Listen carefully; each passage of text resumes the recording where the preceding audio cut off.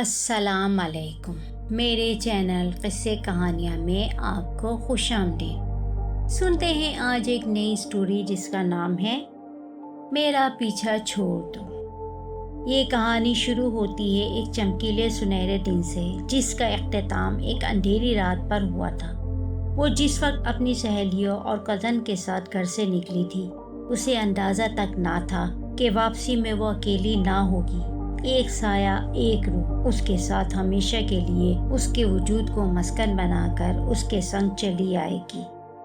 24 مارچ 2008 کی شب مہرین کے ماموں کی بارات تھی جس میں اس نے سنہری رنگ کی دیدہ زیب فراک زیب تن کی تھی۔ سنہری رنگ اس کی اجلی رنگت پر بے حد کھل رہا تھا۔ لڑکپن کو خیر باد اور جوانی کو خوش آمدید کہتی مہرین کی خوبصورتی اپنی مثال آپ تھی۔ سفید دودھیا رنگت، خوبصورت متناسب سراپا، مدھر آواز، جس نے ایک بار اسے دیکھا اور سنا مانو اس کا گرویدہ ہو گیا اور ہنسی ایسی کہ جھرنے بہنے لگے۔ مہرین اپنی کزن کے ساتھ جس گاڑی میں بیٹھی تھی وہ خراب ہو گئی۔ جس جگہ گاڑی خراب ہوئی وہاں سے مہرین کے ماموں کا گھر 10 منٹ کی واک پہ تھا، اس لیے ساری لڑکیاں لڑکوں کی دیکھا دیکھی پیدل چلنے کو مچل اٹھی تھیں، مگر گاڑی میں موجود بڑی بوڑھی خواتین نے انہیں ایسا کرنے سے سختی سے منع کر دیا کہ سامنے ہی قبرستان تھا جہاں سے گزرنا ناگزیر تھا۔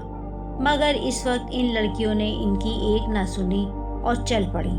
پیچھے سے ماؤں کی ہدایتیں شروع ہو گئی تھی کہ سر ڈھانپ کر رکھو، راستے میں بات نہ کرنا، نہ ہی ہنسنا۔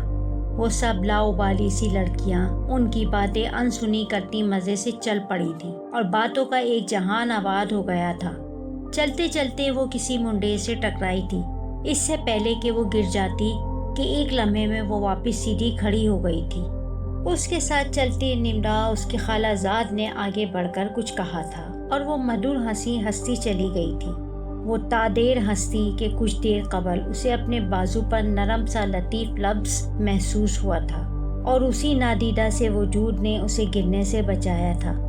اچانک سے اسے محسوس ہوا جیسے اس کے چہرے پر کسی کی نگاہیں گردش کرنے لگی ہوں۔ اس نے گھبرا کر آگے پیچھے دیکھا مگر وہ کسی کو بھی تلاش نہیں کر پائی تھی اور ایک بار پھر اپنی ہی دھن میں چلنے لگی، مگر اب کہ اس کی چال میں بے فکری و سرمستی سی نہ تھی اور گھر پہنچنے تک اسے یہی لگا تھا کہ وہ وہاں سے اکیلی نہیں آئی۔ یہ شدید احساس اس پر کپ کپی طاری کرنے لگا تھا۔ گھر میں نئی دلہن کے استقبال کی تیاریاں عروج پر تھیں۔ مردانہ آوازیں، بچوں کی کھلکھلاہٹیں اور خواتین کے بے فکر قہقہے ماحول کو بے حد خوشگوار بنا رہے تھے اور وہ یکدم چپ ہو کر رہ گئی تھی۔ کبھی چہرے پر اضطرابی حالت میں ہاتھ پھیرتی تو کبھی دایاں بازو سہلانے لگتی۔ اس کی یہ بے چین سی کیفیت اپنی اپنی مصروفیات میں الجھے لوگوں کی نظر سے پوشیدہ تھی۔ اور پھر رسموں کا آغاز ہو گیا تھا۔ مہرین فوراً ہی سب کے گرد آن کھڑی ہوئی تھی اور اس کا ماموزاد جواد اسے یک ٹک دیکھنے لگا تھا۔ سنہری فراک میں اس کے حسن کی تابانیاں اپنے عروج پر تھی۔ وہ تادیر اسے تکتا کہ اسے یکدم کسی غیر مرئی طاقت نے اٹھا کر پھینک دیا تھا۔ کمرے میں مختلف آوازیں اور خوف سرسرانے لگا تھا جبکہ جواد بے ہوش ہو گیا تھا اور وہ سب کو خالی خالی نظروں سے دیکھنے لگی تھی۔ خوشی کے ماحول پر اچانک سے خوف کی فضا طاری ہو چکی تھی۔ جواد کو ہوش میں لانے کی تدبیر کی گئی تھی۔ اس کے ہوش میں آتے ہی اس پر سوالوں کی بوچھاڑ ہو گئی تھی مگر اس کے کان کچھ نہیں سن رہے تھے کہ اس کی سماعت میں تو ایک دلکش مدھر نسوانی آواز ٹھہر گئی تھی۔ اس کو نظر بھر کے تو کیا، آئندہ نظر اٹھا کے بھی دیکھا تو آنکھیں نکال کر ان سے گوٹیاں کھیلوں گی۔ وہ باقاعدہ کانپنے لگا تھا اور اس کی حالت دیکھ کر نانا ابو نے بیٹے کے ساتھ اسے اکیلے کمرے میں بھیج دیا تھا۔ باقی کی رسومات بڑی بے دلی اور خوف کے حصار میں بن کر ادا کی گئی تھیں اور وہ نمرا وغیرہ کے ساتھ جس کمرے میں ٹھہری تھی وہاں چلی آئی تھی۔ اسے اپنا سر بھاری بھاری لگ رہا تھا جسے تھام کر وہ نمرا کے واش روم میں اجانے کا انتظار کر رہی تھی۔ اس نے آہٹ پر دیکھا تھا اور اسے وہاں زارا، سارا، نمرا اور لائبہ کے علاوہ کوئی اور بھی محسوس ہوا تھا۔ وہ باقاعدہ کانپنے لگی تھی اور اسے دیکھ کر سارا کو فکر لاحق ہو گئی تھی۔ مہرین، کیا ہوا ہے؟ تم ٹھیک تو ہو؟ اس کی توجہ بٹی تھی۔ اس نے سارہ کی طرف دیکھا اور نفی میں گردن ہلاتی کمرے میں نظر دوڑانے لگی تھی، مگر اب وہاں ان لڑکیوں کے علاوہ کوئی اور نہیں تھا۔ وہ اٹھ کر چینج کرنے چلی گئی تھی۔ دروازہ لاک لگاتے ہی اسے پھر شدید احساس ہوا تھا کہ وہ اکیلی نہیں ہے، اور وہ باقاعدہ لرزنے لگی تھی اور بے قراری سے اطراف میں نگاہ دوڑا رہی تھی کہ اس کی آنکھوں کے عین سامنے ایک پریوش آن کھڑی ہوئی تھی، جسے دیکھ کر اس نے بے ساختہ چیخ ماری تھی۔ ڈرو نہیں مہرین، میں تمہیں کوئی نقصان نہیں پہنچاؤں گی، وہ مسکرائی تھی، اور مہرین اپنے پورے وجود سے نیچے آن گری تھی۔ اسے جب ہوش آیا، بہت ساری خواتین اس کے ارد گرد بیٹھی تھیں۔ آیت الکرسی اور درود شریف کا ورد کر کے اس پر پھونکے مارتی اس کی ماں کی آنکھوں میں بے حد نمی تھی۔ اسی لیے منع کیا تھا کہ رات کے وقت قبرستان کے پاس سے نہ گزرو، مگر تم لڑکیوں نے کسی کی ایک نہ سنی۔ وہاں جواد پڑا ہے اور یہاں یہ مہرین کی سب سے بڑی مومانی بولی تھی، اور وہ انہیں دیکھنے لگی تھی، اور اس کی آنکھوں کی سرخی ان سب کو ہی سہما گئی تھی۔ اماں، لگتا ہے اس پر کسی شے کا سایہ ہو گیا ہے، مہرین کی بڑی خالہ کا اتنا کہنا تھا کہ اس کی ماں بری طرح رونے لگی تھی۔ انہیں بمشکل کمرے سے باہر بھیجا گیا تھا، اور پھر سب صبح ہونے کا انتظار کرنے لگے تھے۔ صبح روحانی علاج کرنے والے ایک بابا کو بلایا گیا تھا، جنہوں نے ان کے شک کی تصدیق کر دی تھی۔ اسی دن سے مہرین کا علاج شروع ہو گیا تھا، مگر 2 ہفتے گزرنے کے باوجود بھی بہتری کی کوئی صورت نظر نہیں آئی تھی۔ تب مہرین کے والدین کو کسی نے ایک عامل کا پتہ دیا تھا، اور وہ مہرین کو اس کے پاس لے گئے۔ عامل نے منہ میں کچھ پڑھا تھا۔ اس کے ہاتھ میں موجود لکڑی کی تسبیح بڑی تیزی سے دانے گراتی جا رہی تھی۔ کون ہو تم، اور کہاں سے اس بچی کو پریشان کرنے آئے ہو؟ انگلی آسمان کی طرف اٹھا کر گھماتے ہوئے گردن کو دائیں بائیں جنبش دینے کے ساتھ ہی عامل نے سوال کیا تھا، مگر جواباً خاموشی تھی۔ اس عامل نے پے در پے کئی سوال کیے، مگر ہنوز خاموشی کا راج تھا کہ اس عامل نے اپنی سرخ نگاہیں ادھر ادھر گھمانے کے بعد بالکل چپ کسی مجسمے کی طرح بیٹھی مہرین کا ہاتھ پکڑ لینا چاہا تھا کہ اس عامل کے ہاتھ پر درمیان میں ہی گرفت ہو گئی تھی۔ اس نے نگاہیں اٹھائی تھی۔ مہرین کے ساتھ ایک بے حد حسین 18 یا 19 سال کی لڑکی بیٹھی تھی، جس کی بے حد حسین چمکیلی آنکھوں میں غصہ ہلکولے رہ رہا تھا، اور وہ سرخ آنکھوں سے اس عامل کو گھور رہی تھی۔ کون ہو تم؟ اس عامل نے نہ چاہتے ہوئے بھی اپنا ہاتھ چھڑا کر غراتے ہوئے لہجے میں کہا تھا، اور وہ روح اپنے بارے میں سب کچھ بتاتی چلی گئی تھی کہ وہ اپنے والدین کی اکلوتی اولاد تھی، اور اس کی خوبصورتی اس کی سب سے بڑی دشمن بن گئی تھی۔ بچپن سے تعریف و توصیف سمیٹتی، جب جوانی کی دہلیز پر قدم رکھا تو لوگوں کی اچھی بری نظروں کو خوب محسوس کرنے لگی تھی، اور اس کے پاپا کے دوست جو بچپن سے اس کو اپنی بیٹی کی طرح ٹریٹ کرتے رہے تھے، یکدم ان کی نظر و نیت کیا بدلی تھی، سب کچھ تہس نہس ہو کر رہ گیا تھا۔ ان کا بہانے سے اسے ہاتھ لگانا، اپنے قریب کرنے کی کوشش کرنا، سب کچھ اتنا عجیب تھا کہ وہ ان کے سامنے آنے سے ہی کترانے لگی تھی۔ مگر وہ ہر دوسرے دن ہمارے گھر چلے آتے تھے، اور 24 مارچ 2004 کی شام جب وہ آئے، سوء اتفاق پہلی دفعہ میں گھر پر اکیلی تھی۔ میرے پاپا کے کسی کزن کا انتقال ہو گیا تھا، اور وہ مجھے گھر پر چھوڑ کر جلد آنے کا کہہ کر چلے گئے تھے۔ پاپا کے دوست کی تو گھر میں مجھے اکیلے پا کر ڈیرینا مراد بھر آئی تھی، اور وہ نیت کی گندگی کو چھپا نہیں پائے تھے، اور میں عزت کی حفاظت کرتے کرتے جان سے چلی گئی تھی۔ میری یوں اچانک موت میرے والدین کے لیے صدمہ ثابت ہو گئی تھی۔ ان کے ساتھ کیا کچھ ہوا یہ ایک الگ کہانی ہے۔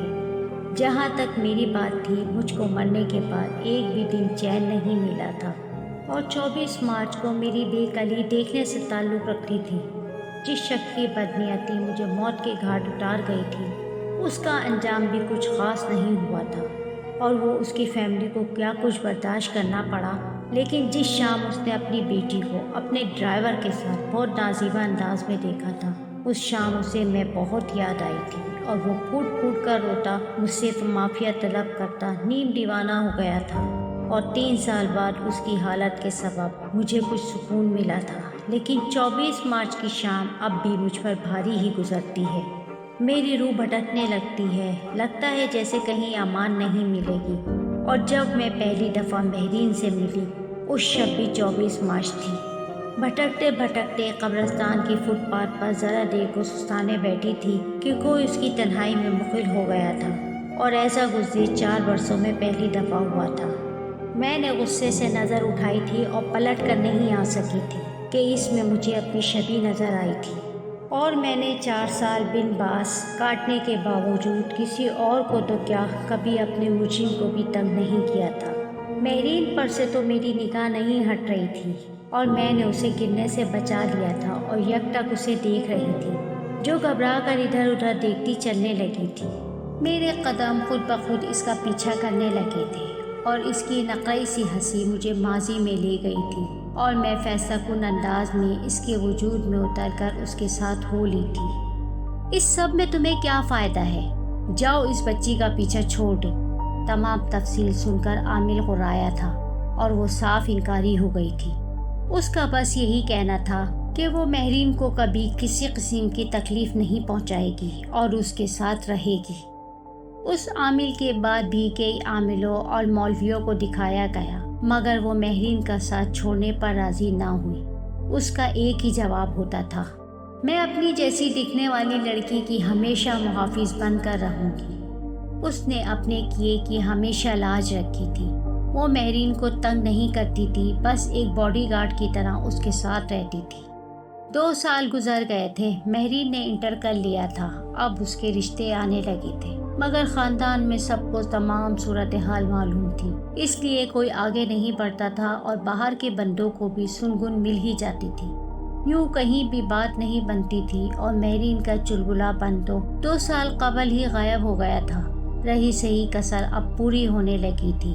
وہ اب اداس رہنے لگی تھی، اور جب وہ اداس ہوتی، گل اس کے ارد گرد رہنے والوں کو تنگ کرنے لگتی تھی۔ اسے ہر حال میں مہرین کی خوشی درکار تھی۔ مزید 2 سال اور گزر گئے، اس نے گریجویشن کر لیا۔ وہ اکثر شام کو اکیلی بیٹھی آپ ہی آپ باتیں کرتی تھی۔ در حقیقت گل اس سے باتیں کرتی تھی، اسے خوش رکھنے کی کوشش کرتی تھی، مگر ایک قیدی کسی زندگی اسے خوشی سے دور رکھتی تھی، کیونکہ مہرین اپنی مرضی سے کچھ کر نہیں سکتی تھی۔ کہیں جانے کے لیے کپڑے تک اسے گل کی مرضی سے پہننا پڑتے تھے۔ گزرتے وقت کے ساتھ اسے فورس کرنے لگی تھی، اور اس کے انکار پر اسے بھی نہ چاہتے ہوئے تکلیف دینے لگی تھی کہ وہ دیتی تکلیف خود کو تھی، مگر اس کا مسکن کیونکہ مہرین کے وجود میں تھا، اس لیے اسے بھی دورے پڑتے۔ کبھی وہ اپنی کلائی پر دانت گاڑ دیتی، اور یہ اذیت و تکلیف دن بدن اسے کمزور کر رہی تھی۔ ان کے دور پرے کے عزیزوں کا بیٹا ارسلان ان کے گھر آیا تھا، اور اسے مہرین بہت اچھی لگی تھی۔ اس نے مہرین سے شادی کی ضد پکڑ لی تھی۔ اس کے والدین راضی نہ تھے، مگر وہ بھی ڈٹ گیا تھا، اور ارسلان نے خود آگے بڑھ کر مہرین کے والدین سے بات کی تھی، اور وہ چاہتے ہی یہی تھے کہ کسی طرح سے مہرین کی شادی ہو جائے۔ اس لیے ارسلان کے والدین کے انکار کے باوجود انہوں نے حامی بھر لی تھی، مگر انہیں ڈر تھا کہ وہ اس کی شادی نہیں ہونے دے گی۔ اس لیے پھر ایک پہنچے ہوئے عامل کو بلوایا گیا تھا، اور گل نے شادی کی اجازت دے دی تھی، مگر جانے کو راضی نہ ہوئی تھی۔ مہرین کی شادی 2013 میں ہو گئی تھی۔ اس کے ساتھ گل کو رہتے کوئی 7-8 سال ہو گئے ہیں۔ وہ مہرین کو یا اس کے شوہر کو کچھ نہیں کہتی، مگر مہرین کا ساتھ چھوڑنے پر ہرگز راضی نہیں ہوتی۔ غصہ و پیار تو ہر رشتے میں ہی چلتا ہے، مگر ارسلان ذرا سی تیز آواز میں بھی مہرین سے بات کرے تو گل کو ناگوار گزرتا ہے، اور اس کا سارا غصہ مہرین پر ہی اترتا ہے۔ کبھی کبھی ارسلان کو اپنے فیصلے پر پچھتاوا بھی ہوتا ہے، مگر کبھی وہ جب دل سے سوچتا ہے تو خود کو مطمئن پاتا ہے۔ آج اس واقعے کو کئی برس گزر گئے ہیں۔ مہرین کے 2 بچے بھی ہیں، مگر گل اس کا پیچھا نہیں چھوڑتی، جبکہ ہر طرح کا علاج بھی کروایا جا چکا ہے۔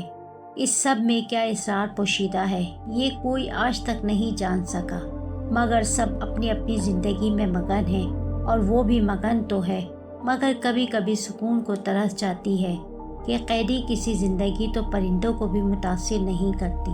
وہ تو پھر جیتی جاگتی لڑکی ہے، جس کی جوانی اور اس کے خوشکن خواب سب ملیا میٹ ہو گئے۔ سب کچھ پا کر بھی سب کچھ انچاہا ہی رہ گیا۔ مگر وہ اف تک کرنے کا استحقاق نہیں رکھتی کہ زندگی اس کی ہے مگر اسے جیا کسی اور نے ہے۔